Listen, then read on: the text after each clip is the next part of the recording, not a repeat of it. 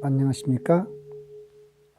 오늘은 무엇이 불교인지, 그리고 무엇이 불교가 아닌지에 대한 시리즈 강의 제2부 가운데 두 번째 강의를 하려고 합니다. 제목은 불교와 인도 철학의 특징으로서 내용은 그냥 강의를 들으면서 아실 테니까 바로 강의로 들어가겠습니다. 철학은 원래 사물의 근원이 무엇인지 묻는 데서 시작한다고 말할 수 있습니다. 서양 철학이든 동양 철학이든. 이런 점에서 인도 철학과 서양 철학은 그 목적이 같다고 할 수 있습니다. 그런데 사물의 근원을 찾는 방법은 확연히 다릅니다. 서양 철학에서 말하는 철학, 우리가 영어로 필로소피라고 그러는데 그건 원래 그리스어로 필로소피아를 뜻합니다. 그러니까 필로소피아란 말은 뭐냐면은 필로스는 사랑이고 소피아는 지혜거든요. 그 두 말을 합성한 겁니다. 필로소피아라는 말을 그대로 번역하면 지혜에 대한 사랑, 우리 보통 애지라고 그러죠. 서양책에서 말하는 그 필로소피는 그런 뜻입니다. 그러니까 이때 서양책에서 말하는 지혜란 이성적 사유를 통해 진리를 찾는 능력을 뜻합니다. 따라서 사물의 근원이 무엇인지를 찾는 것도 이성적 사유에 의한 겁니다. 그러니까 여기서 필로소피아라고 할 때 애지할 때 이 지는 지혜를 말하는데 이 지혜라는 것은 이성적 사유를 통해서 잘 생각해서 옳고 그름을 잘 따지는 논리적으로 찾아가는 그런 뜻을 담고 있습니다. 근데 지혜에 대한 사랑을 뜻하는 서양 철학의 필로소피에 정확히 대응하는 인도 언어는 없습니다. 우리가 그 한자말로 철학이라 할 때도 그 철학은 일본 사람이 번역한 거지만은 필로소피를 나타내는 건 아니죠. 영어에서 말하는. 근데 인도에서는 대신 철학적 내용을 나타내는 전통적 표현으로 다르샤나라는 말을 사용합니다. 그러니까 다르샤나는 뭐냐면은 본다는 그 동사에서 파생된 명사로서 뭘 본 걸 말해요. 통찰, 관찰.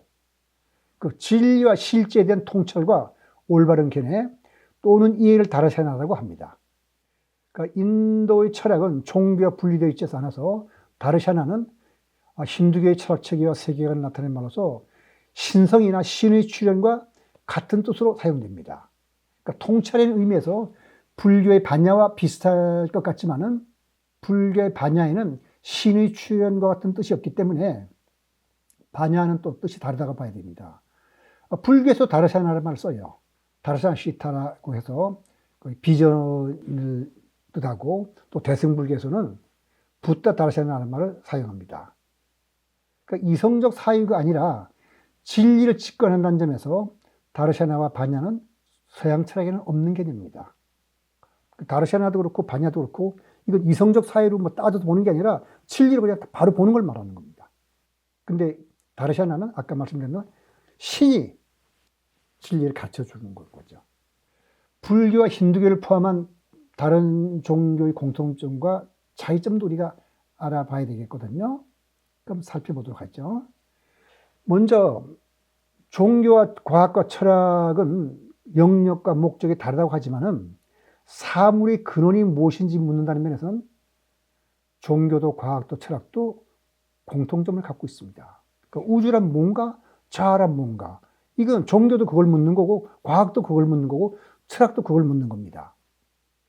그러니까 한마디로 불교라고 하지만 부처님의 열반 후 불교는 여러 부파로 나뉘어서 부파별로 교리가 차 있기 때문에 여기서 제가 불교와 다른 종교의 공통점 차이점을 말할 때는 대승불교를 얘기하겠습니다. 여기서 자세하게 설명드리지 않겠습니다만 대승불교의 교리가 과학적으로 일관성이 있고 함재를 보아서 저는 대승불교 관점에서 부처님의 가르침을 해석할 겁니다. 세계적인 종교는 모두가 어떤 하나의 공통성을 갖고 있습니다. 모두가 윤리도덕을 강조하고 윤리도덕의 내용도 크게 다르지 않습니다. 물론 그 시대나 환경에 따라서 도덕의 내용이 조금 다르긴 합니다만 결국 줄여보면 인의 예지예요. 유교에서 강조하는. 근데 이 세상을 살아가는 데 필요한 인의 예지를 넘어서 그 바깥 세계를 말할 때는 기독교가 다르고 불교가 다르고 힌두교가 다르지만은 적어도 인의 예지만큼은 거의 비슷한 내용입니다. 불교와 다른 종교 및 과학과 철학 사이는 사물의 근원을 어떻게 보는가에서 큰 차이점이 옵니다. 모든 것은 근원은 무엇인가? 다시 말해 사물의 근원이 무엇인가? 우주란 무엇인가? 나는 누구인가 하는 이 물음에 대했을 때 그 그림에 본 것처럼 전 세계에 나와 있는 철학과 과학과 종교를 말한다면 반으로 딱 나왔죠. 이 세상의 모든 철학과 과학은 일단 제일 원인을 생각하고 있습니다. 뭐냐면 이론론이라면 정신이 세상의 근원인가? 또 물질이 세상의 근원인가? 그러니까 물질이 세상의 근원이라는 것을 유물론이라고 그러죠. 그럼 정신이 모든 것이 근원이라 본다면 우리가 관념론이라고 그러죠. 그 다음에 그게 아니고 정신도 물질도 둘 다 세상의 근원이라 본다면 그걸 정신물질의 이원론이라고 부르겠습니다. 이게 철학과 과학에서 하는 얘기라면 유신의 종교는 세상의 물질이든 정신이든 다 일단 창조주인 신이 만들었기 때문에 모든 게 근원은 신이다. 이렇게 보는 거죠. 그러니까 신을 제일 원인으로 보느냐? 신은 우리가 따질 수 없기 때문에 그거 말고 세상의 근원을 생각한다면 물질이나 정신이냐 아니면 물질과 정신 둘 다냐 요 생각에서 벗어나지 않습니다. 이게 불교를 제외한 이 세상의 모든 철학과 과학과 종교의 그 기본적인 생각은 이 세상 사물에는 제일 원인이 있다는 겁니다. 이 점에서는 불교를 제외한 인도 철학도 마찬가지입니다. 그러니까 대승불교는 그렇게 보지 않아요. 제일 원인 같은 건 없다고 봅니다. 소위 영기적인 법으로서 이 세상 사물은 이것과 저것이 서로가 서로에서 의존해서 존재하고 이것이 사라지면 저것도 사라지고 이렇게 말하죠. 그러니까 상호 의존적으로 봅니다. 그런데 굉장히 다르죠. 불교와 다른 종교 철학과는. 자, 그래서 조금 더 살펴서 설명을 드리자면 이런 겁니다. 제일 원인이란 것은 모든 것이 그것으로부터 시작되는 제일 원리를 뜻해서 아까 말씀드린 대로 유신론적 종교는 신을 제일 원리로 보고 또 다른 철학과 과학은 물질이나 정신을 보는데 대승불교는 제일 원인을 부정하고 연기법을 말한다고 그랬죠. 연기법의 핵심은 뭐냐면 상호 의존성과 상호 인과입니다. 그러니까 이것과 저것이 서로 의지하는 거죠. 이것은 저것이 있기 때문에 있는 거고 저것은 이것이 있기 때문에 있는 것이지 이것이 없어지면 저것도 없어지는 거예요. 인과도 마찬가지입니다. 원인이 있어서 결과가 나오고 이 결과가 원인이 돼서 새로운 결과가 나온다는 것이 보통 우리가 그 인과의 법칙이라고 해서 선형인과이라 한다면 불교에서 말하는 인과는 원인과 결과가 서로 영향을 미쳐요. 원인이 결과가 됐지만은 결과가 다시 또 원인이 돼서 이 원인의 영향을 또 미쳐요. 그래서 모든 사물은 독자적으로는 존재하지 않고 다른 사물과의 관계를 통해서 존재하고 그때만이 의미를 갖는다. 이것이 불교의 다른 철학이나 과학과 다른 점입니다.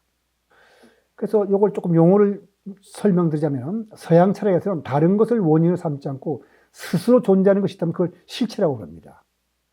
그러니까 사물의 근원에 제일 원인이 있다면 필연적으로 그 제일 원인은 실체이겠죠. 그러니까 대승불교를 제외한 이 세상의 모든 종교 철학 과학의 바탕은 실체론입니다. 그건 이제 아까 말씀드린 대로 그 실체론 가운데도 유신론이냐 또는 유물론이냐 관념론이냐 정신물질 이원론이냐 이런 것인데 불교를 제외한 모든 종교 철학과 과학은 요 가운데 어느 하나가 됩니다. 그러니까 현대과학에서는 신을 상정할 필요가 없으므로 서양 책에서는 세상 사물은 유물론, 관념론, 정신물질 이원론 중 하나에 속한다고 봅니다. 그 다음에 서양 철학의 바탕을 두고 탄생한 과학에서도 사물은 셋 중 하나에 속한다고 봅니다. 20세기가 시작될 무렵부터 서양 철학에서도 실체에 대해서 강한 회의가 있어 왔어요. 그러나 아직도 철학자나 과학자들의 대다수는 유물론을 지지하고 있습니다. 유물론이라면 실체론인 거죠. 대표적으로 우리가 말씀드리면 신경과학 같은 것이 대표적인 유물론이겠네요. 그러니까 사물의 근원으로서 제일 원인이 있다고 보느냐 없다고 보느냐 하는 면에서 불교와 힌두교는 완전히 또 다릅니다. 왜냐하면 힌두교는 사물의 근원으로서 제일 원이 있다고 봐요. 브라흐만이죠. 근데 불교와 힌두교가 또 공통적인 것도 있는데 이 현상계를 우리의 마음 또는 마야에 의해서 조작된 세계력이고 여기서 벗어나야 한다고 보고서 열반 또는 해탈을 강조한다면서 둘 사이에는 유사한 점이 있는 것도 사실입니다. 그 마야라는 건 뭐냐면은 환영이나 그 일루전이죠. 또 불확실하게 움직이는 에너지, 혼란스러움의 마음의 상태. 다른 뜻으로 말하면 마야란 고정상 상태가 아니라 계속 변해가고 있는 어떤 상태를 말합니다. 그러니까 불교와 힌두의 결정적 차이는 제일 원인을 인정하느냐 안 하느냐 있는 것입니다. 힌두교는 우주의 궁극적 실제로서 브라흐만을 상징합니다. 그러니까 브라흐만은 모든 존재가 들어있어요. 제일 원인이니까. 그러니까 브라흐만 없이는 다른 게 존재할 수 없으니까 브라흐만이 들어있는 건 제일 원인이기 때문에 개체 속에 들어있는 브라흐만을 아트만이라고 부릅니다. 따라서 아트만은 자아의 궁극적 실제로서 윤회의 주체가 됩니다. 그러니까 힌두교도 윤회를 말하는데 윤회는 뭐냐?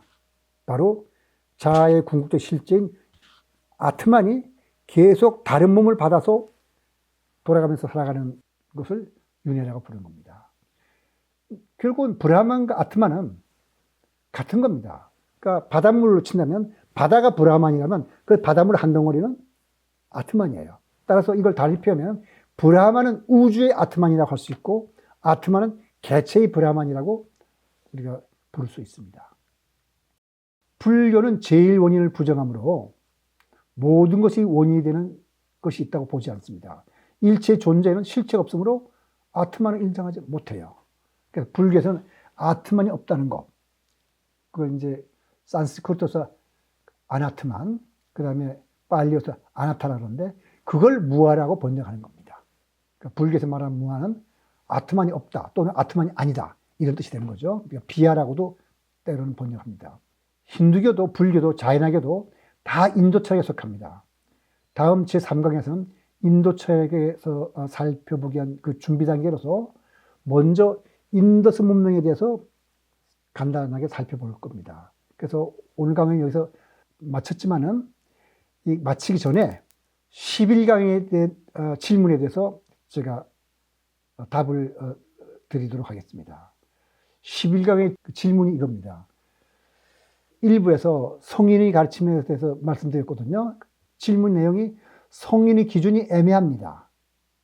성인의 기준을 정한 강의가 있으면 소개해 주십시오. 이렇게 말씀드렸는데 먼저 우리가 널리 알려진 말 중에서 가톨릭에서 그 성인의 얘기를 많이 하고 또 4대 성인이라는 말을 많이 하는데 적어도 4대 성인을 예수, 석가모니, 공자, 소크라테스라는 말을 많이 하는데 이 말의 근거나 출처는 불분명합니다.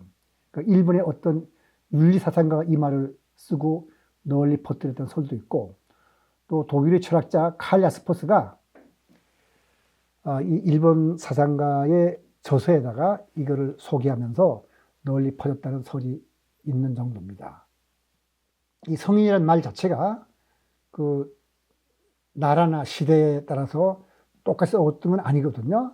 그래서 성인의 개념은 종교나 철학에 따라 다르기 때문에 중요한 분야의 성인의 개념을 제가 소개를 하겠습니다. 먼저 유교가 될 텐데 유교에서는 성인이라는 말을 쓰죠. 왜냐하면 맹자를 아성이라 부르고 그러니까 성인의 버금가성이라고 공자를 성인이라 부르죠. 그러니까 인간의 이상적인 인간상을 성인이라고 하는데 성인이라고 하면 보통 우리가 인품이 훌륭한 사람을 가리킨다고 하지만은 근데 그게 성인의 기본을 말한 건 아닙니다. 인품이 훌륭하려면 사물이치를 터득해야 되겠죠. 그래서 그 사물이치라는 것을 우리가 보통 천도라고 하죠. 그래서 공자가 한 말에 그 뜻이 잘 드러나 있습니다. 공자가 이런 말 했죠. 30의 뜻을 세우고 40에 미혹되지 않았고 미혹되지 않는다는 말은 그릇된 욕망에 끌리지 않았단 말이죠. 무엇이 그릇된 욕망인지 아닌지 알려면 사물의 본질을 알아야 되는 거죠. 그러니까 어떤 사물의 이치를 알아야 되는 건데 근데 확실히 한 것은 50이라고 했어요. 50의 천명을 알았으며 그 지천명 이게 공자의 경우에는 50이 됐을 때는 이제 천도를 안 거죠. 그리고 60에 귀가 순했고 누가 무슨 말을 하더라도 거스리지 않아서 아 그게 그럴 수 있다. 불교로 치면 중도해야 되겠네요. 그다음에 70에 마음이 하고자 하는 바를 따랐지만 법도 못하고 무슨 일을 하더라도 그야말로 천도와 거스르지 않게 자연스럽게 흘러갔다는 뜻입니다. 여기서 보면은 지천명, 종심, 불옥 이런 내용들은 사물의 이치를 잘 아는 사람이죠. 그러니까 즉 제대로 안다. 이 세상의 운행의 이치가 무엇인지 아는 사람이 성인인 겁니다. 그다음에 힌두교에서는 그 성이라는 말 대신에 리시라는 말을 쓰는데 그 힌두교에서는 진리를 아트마 지나나가 지혜를 말하는 거예요. 깨달은 진리를 말하는데 그 아트마 지나나를 깨달아서 불사 영역에 이른 힌두교의 선인들을 말합니다. 그러니까 리시는 이제 더 이상 나고 죽는 게 없는 사람들이에요. 그러니까 불교로 말하면 열반에 이른 사람과 마찬가지죠. 그러니까 힌두교에 따르면 현존하는 모든 베다의 문헌들이 그걸 기록한 사람들이 이 리시들이라고 합니다. 리시들은 신과 동등한 신통력을 지니고 있어서 신들조차 피할 수 없는 강력한 어떤 술수를 부리기 때문에 신들도 리시에게는 함부로 대하지 못한다고 합니다. 그다음에 또 문이란 말 있죠. 석가모니 할 때 문이란 말은 고대 인도의 성자로서 스스로 진리를 깨달은 자를 가리킵니다. 그런데 힌두교에서는 문이나 리시나 같은 뜻으로 사용하게 됩니다.